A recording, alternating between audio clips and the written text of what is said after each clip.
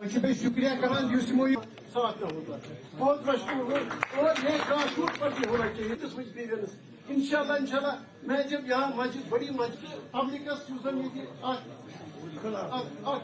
Coordination सो वुचमित ये general secretary मैं सुना कुछ किस्म में एक्सेस उन्होंने मुझे खुद एक्सेस दी है खुद अपना नंबर दिया है मैंने देखा हम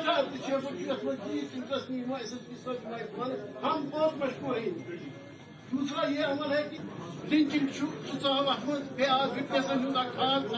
मगर झूठ जेल आज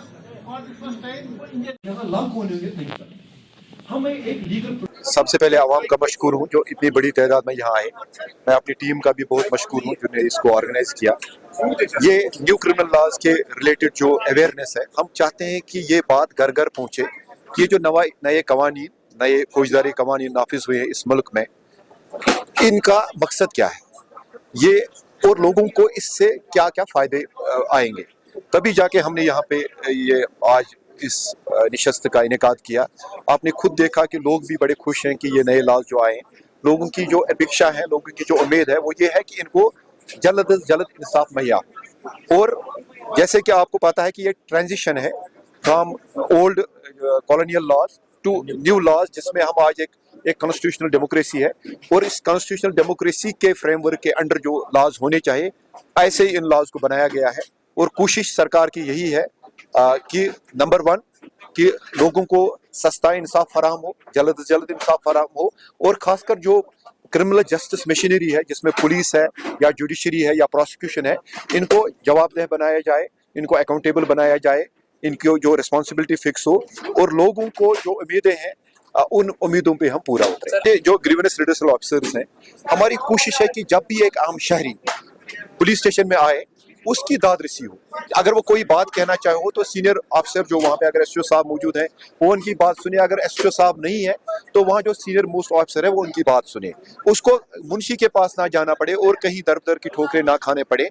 इसलिए ये एक इंस्टीट्यूशन जो है ड्यूटी ऑफिसर का, ये हमने हर एक थाने में इंट्रोड्यूस किया है। हमारी कोशिश है कि हम जवाबदेह बने। साथ में जैसे मैंने यहाँ बोला कि हमने एक सब डिवीजन नेहरू पार्क में एक QR code based accountability system, feedback system introduce किया है और इंशाल्लाह हम कोशिश करेंगे ये QR कोड फीडबैक सिस्टम हम सारे बाकी पुलिस स्टेशन में भी मुहैया करें, ताकि लोग आए वो हमें अपने बात कहें और उनसे हमसे क्या उम्मीद है उनको और किस तरह वो चाहते हैं कि हमारे काम में बेहतरी हो। और अगर उनकी कुछ शिकायत है, यहाँ अगर उनको लग रहा है कि पुलिस का रवैया उनके साथ ठीक नहीं रहा है, बिहेवियर में कुछ इश्यूज है, तो वो हमारे नोट्स पे लाए ताकि हम उनका तदरुक करें और उनकी शिकायत का भी इजाला करें। मैं बार बार यही कहूँगा कि ये जो हमने अमन लाया है ये बहुत कुर्बानियों के बाद आया है। आपको पता है कि पिछले 35 साल में जो यहाँ पे दहशतगर्दी थी, उस दहशतगर्दी और जो यहाँ पे बाकी इश्यूज थे, उसकी वजह से लोगों को कितनी दिक्कतों का सामना पड़ा। कोशिश सरकार, मरकजी सरकार और यहाँ पे यूटी सरकार और पुलिस, सिक्योरिटी फोर्स और आवाम की कोशिशों के वजह से हम एक अमन की फिजा कायम करने में कामयाब हुए हैं।